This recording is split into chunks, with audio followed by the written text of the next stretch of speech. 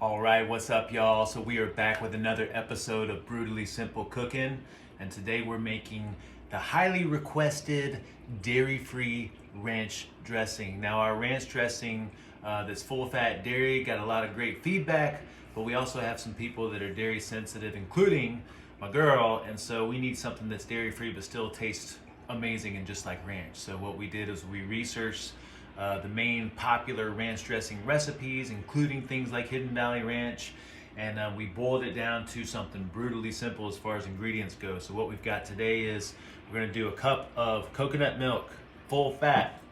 We're going to do about a quarter cup, maybe a third of a cup of mayo. Now again, we don't want this mayonnaise to overpower the flavor of the ranch dressing, but I think it does add a really good hint of flavor and it gives it some thickness. So we want this to be less than the coconut milk. And we've tried this in many different amounts and we figured out that's about the right amount. And then a star seasoning here is going to be dill weed, a little bit of salt, a little bit of black pepper, and then we've got a little bit of garlic. All right, so let's begin.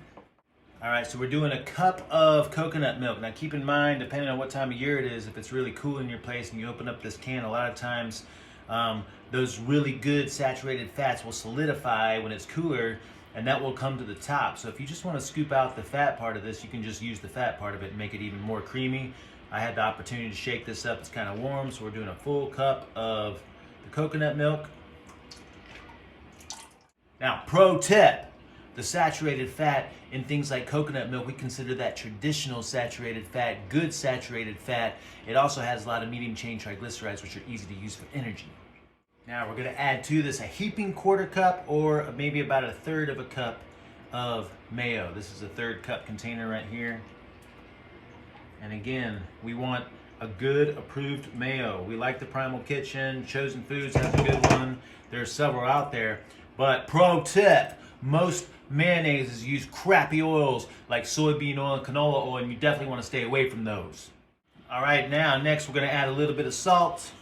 If you had to guesstimate how much that is, I'd say a half a teaspoon to a teaspoon to taste. Some pepper. I feel like the more pepper you can put in something, the better. We're going to add some garlic. This is also to taste. I don't want the garlic to overpower the flavor of this, so we're not doing that much. We can also add more if we need to.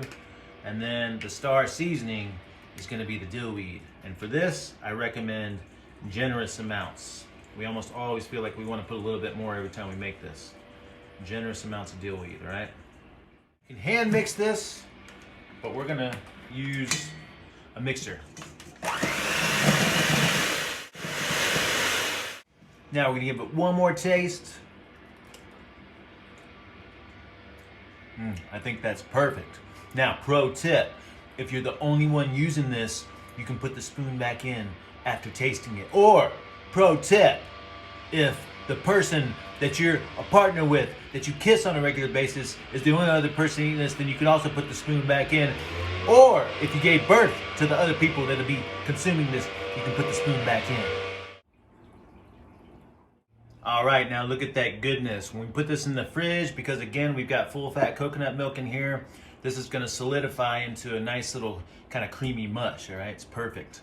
Now, pro tip, it doesn't have to be a complicated recipe to taste amazing.